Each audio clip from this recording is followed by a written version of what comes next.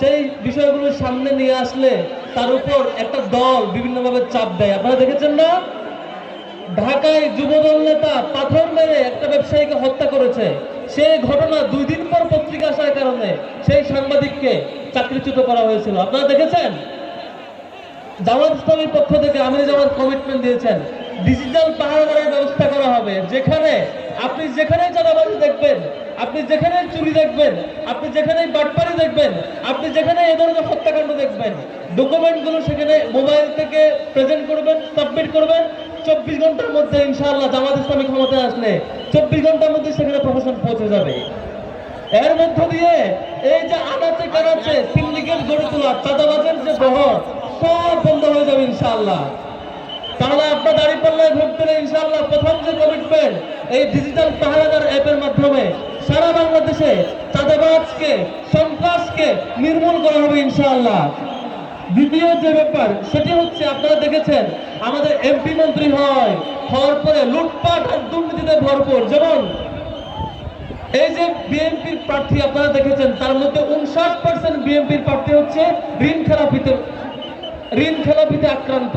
তার মানে যারা আজকের ঋণ খেলাপিতে আক্রান্ত, কাল বাজেট পরশু তারা এমপি হলে ব্যাংক লুটপাট করবে আর বাজেট লুটপাট করবে, তাই না?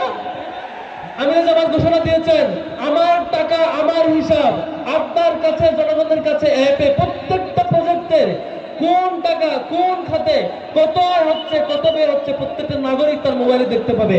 আমরা ইনশাআল্লাহ তার হিসাব দেখতে পাবো ইনশাআল্লাহ। এমন করে আগামীতে বাংলাদেশ জামাত ইসলামী ক্ষমতায় আসলে অন্যান্য দলেরও কোনো এমপি থাকলে তারাও এই সিস্টেমের আওতায় পড়ে যাবে। ফলে আর দুর্নীতি আর বাটপারি প্রজেক্ট নিয়ে তালবাহানা চলবে না ইনশাআল্লাহ।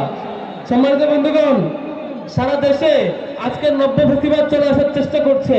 আপনারা দেখেছেন এই ফেসিবাদ কাঠামো কিভাবে দাঁড়া হয়। তার বিপরীতে জুলাই সনদের নিয়ে আমরা কাজ করছি। আমরা বলছিলাম গণভোটে হ্যাঁ জয়ী হলে আর ফেসিবাদ ফিরবে না, কিন্তু একটা দল গতকালকেও দেখেছি তৃণমূল পর্যায়ে নার পক্ষে ক্যাম্পেইন করছে। গতকালকেও দেখেছি তারা তৃণমূলে গণভোটে নার পক্ষে ক্যাম্পেইন করে করে আবারও ফেসিবাদ হওয়ার স্বপ্ন দেখছে। আমরা কি জুলাইয়ের 1000 শহীদ হওয়ার পরে সেটার প্রতিশোধ ইনশাআল্লাহ হ্যাঁ ভোটের মধ্যে দিয়ে দিব তো ইনশাআল্লাহ? আমরা হ্যাঁ ভোটকে জয়ী করবো ইনশাআল্লাহ। শেষ করবো সর্বশেষ পয়েন্ট বলে, সেটি হচ্ছে আমির জামাত ঘোষণা দিয়েছেন তার মন্ত্রণালয়, তিনি যখন প্রধানমন্ত্রী হবেন, তার দল যখন জিতবেন, 11 দলীয় জোট যখন জয়ী হবে, তার মন্ত্রণালয়কে পরিচালনা করার জন্য, সিদ্ধান্তকে প্রশ্ন করবার জন্য, সঠিক পথে পরিচালনা করার জন্য আলাদা একটি কাউন্সিল থাকবে, যে কাউন্সিল এটিকে সুপথে পরিচালিত করবে।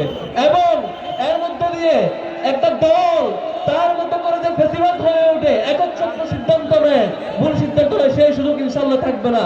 সম্মানিত বন্ধুগণ, আগামী 12 তারিখ একটা ঐতিহাসিক দিন। আবারও বলছি, একটা ঐতিহাসিক দিন। আমরা যদি ভুল করি আবারও কখনো কখনো 24 ফিরতে পারে, আবারও মানুষকে মারা যাইতে হইতে পারে। এই 26 সালের নির্বাচনে আমরা ইনশাআল্লাহ ভুল করব না। কেমন? গত 50 বছরে যে সংকট আমরা পার করেছি, আর কোনো সংকটে আমরা পা দিব না। আগামী 12 তারিখ কোন মার্কায় ভোট হবে? কোন মার্কায়? এবার কোন মার্কা জিতবে ইনশাআল্লাহ? কোন মার্কা? সবাই দাঁড়িপাল্লাকে জয়যুক্ত করে 12 তারিখ ফেসিবাদকে নির্মূল করবো এবং ইনসাফকে কায়েম করবো ইনশাআল্লাহ। আসসালামু আলাইকুম ওয়া রাহমাতুল্লাহ।